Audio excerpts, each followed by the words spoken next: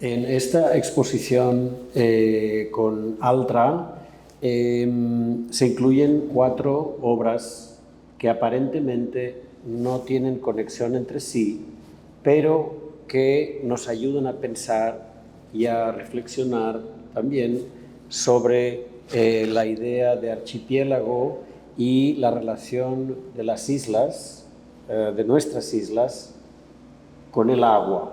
Y esta es precisamente una característica o una razón para la presencia de la obra Río Oír, de la cual en algún momento tú has descrito que la experiencia de prepararla te había hecho pensar como que el Brasil es un territorio conectado por el agua, por las diferentes cuencas fluviales, y que te aparecía como un archipiélago.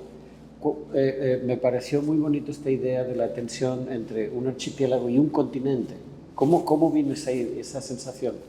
Sim, porque em Brasil se passa algo curioso em referência a esse assunto, que temos 3 bacias, não sei como se diz. Cuencas fluviales. Sí. Fluviales. Ao sul, a cuenca Paraná, Sí. que termina em Foz do Iguaçu, las Cataratas. Claro. Luego, ao nordeste, a cuenca de São Francisco. E ao norte, a cuenca de Amazonas. Então, que todas as águas fluviales vão para uma das 3. Pero há um sítio onde as 3 se unem. Em cerca de 40 quilômetros de Brasília, a capital, há um pequenito olito de água, onde sai um hilo de água que vai ao nordeste, São Francisco, e outro Paraná. E de pronto isso significa que o Brasil está dividido em 3 partes. E as fronteiras são esses rios que vão crescendo de tamanho até chegar ao Oceano Atlântico. O que é uma espécie de arquipélago por si mesmo. Uhum. E o Rio Oír parte desse princípio. Pela coisa que houve foi que, ao início, um projeto que nasceu, eu queria fazê-lo de uma maneira muito simples e sintética. Eu queria fazê-lo comprando em estúdios de sonido, o sonido de água, desde o mais imperceptível, mais sutil, hasta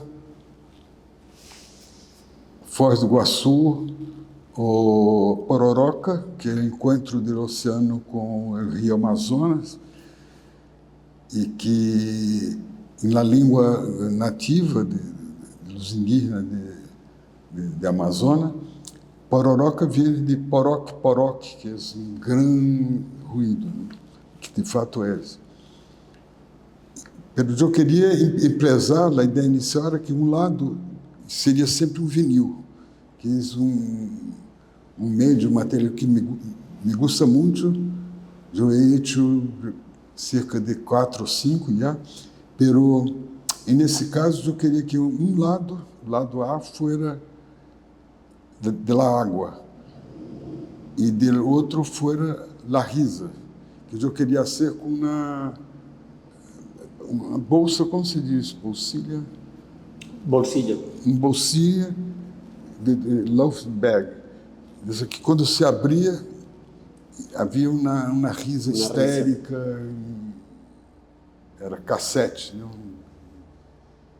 E então seria uma coisa muito simples, porque me interessava o palíndromo, Rio Oír.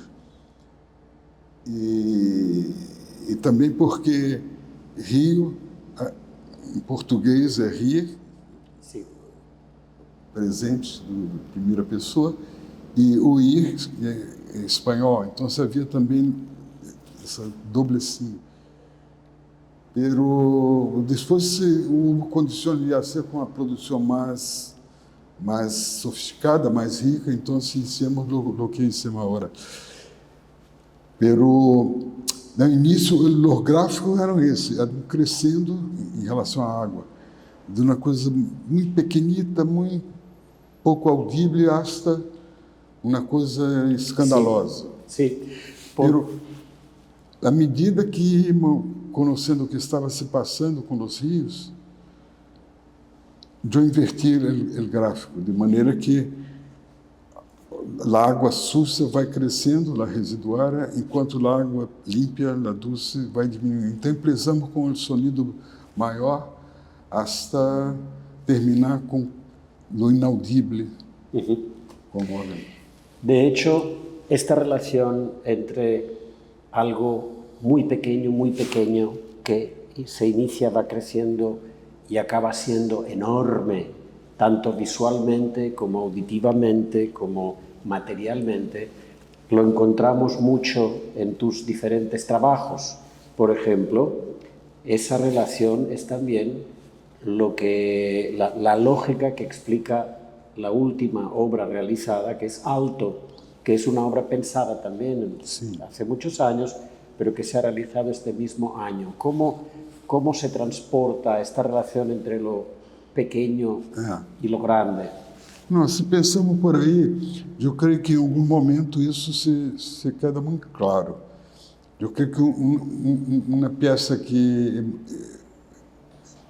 é muito expressiva em relação a isso é esse Cruzeiro do Sul, que é uma piecita, que é um cubo de madeira de 9 milímetros de aresta, que foi feita para ser exibida em um museu vazio, né? Porque o problema de escala, do que tratamos nisso, sempre me interessou muito.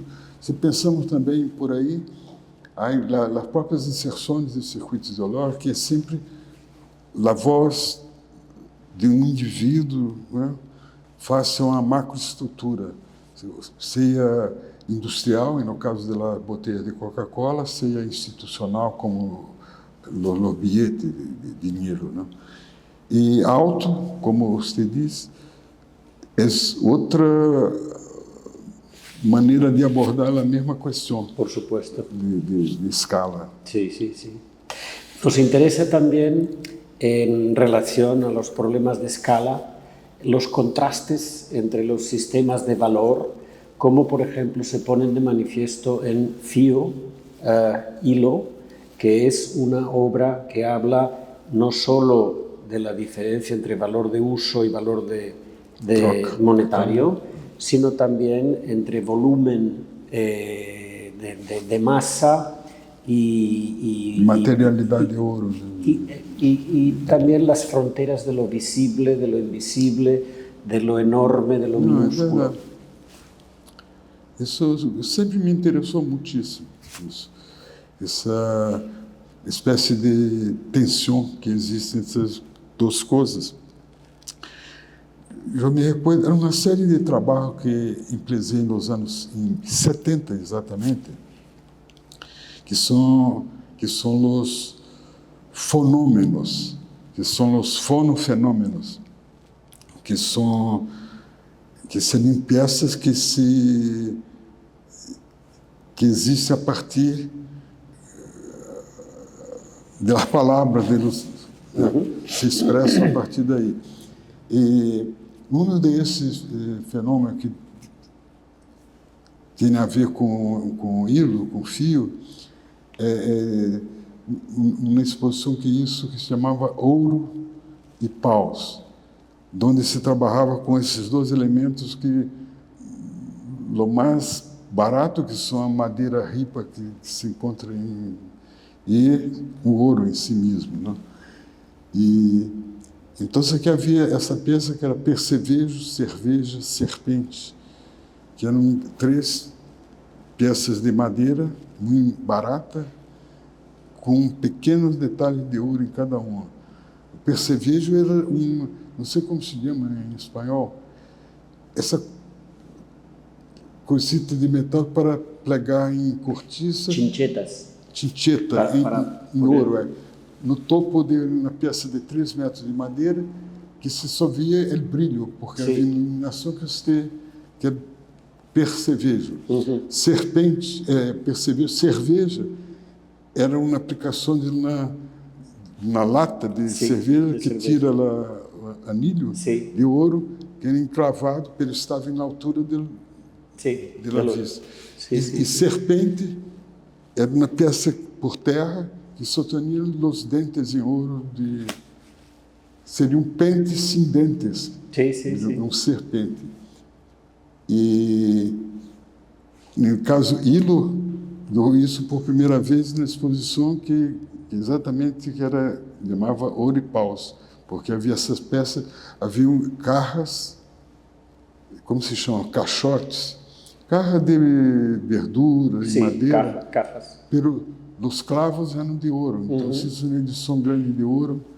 E eu não sabia que cada caixa, por mais simples, são 80, 90 clavos, Sí, sí, sí, sí, sí. o que me hizo ser menos.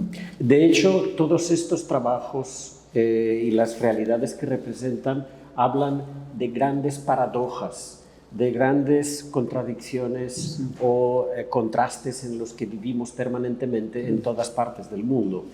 Una de las características que también me parece importante de resaltar aquí es esa condición con la cual, con materiales muy simples y con situaciones también aparentemente sencillas, podemos podemos encontrar imágenes de fenómenos y de realidades muy complejas en las cuales vivimos constantemente. A veces simplemente con dos cosas aparentemente inocentes llegamos a construir una imagen o una descripción muy compleja. Y para complejidad o para el colmo de lo complejo precisamente es la imagen que transmite La Bruja, que es la obra probablemente más embarullada o más caótica, que al mismo tiempo habla del origen del caos o de la solución al caos. ¿Cómo surgió la idea de La Bruja? Mais uma vez, essa tensão que existe em paradoxo. No caso de La Bruja, é exatamente entre caos e ordem. A ideia é que quando se entra no ambiente onde está, o primeiro contato é com uma coisa absolutamente desordenada. Pero há um momento que todos esses hilos se encaminham a um único ponto e terminam na escova, que parece dar um sentido a toda aquela coisa inicial. E é mais uma vez isso. Eu me recordo que há um livro que foi muito importante em minha vida, é sempre, que é Cibernética e Sociedade, de Norbert Wiener. E lá, uma das coisas interessantes é que o universo é caótico, né? Então, a ordem, na verdade, é uma desesperada vontade de criar um sentido lógico para... É quase uma coisa sem nenhuma possibilidade de vitória. Isso é a organização, o organismo, o org, né? Que é uma coisa que vai contra o fluxo do universo, que é aparentemente completamente desordenado.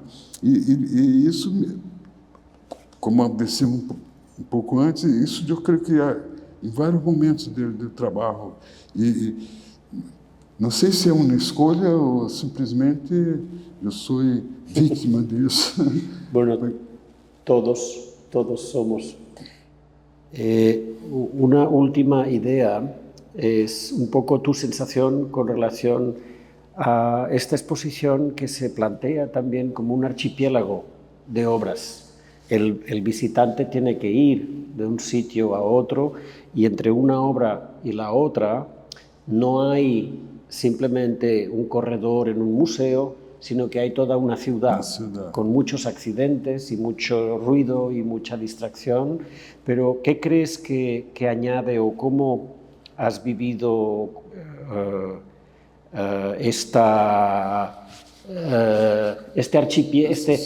tornar tus obras en un archipiélago de sensaciones en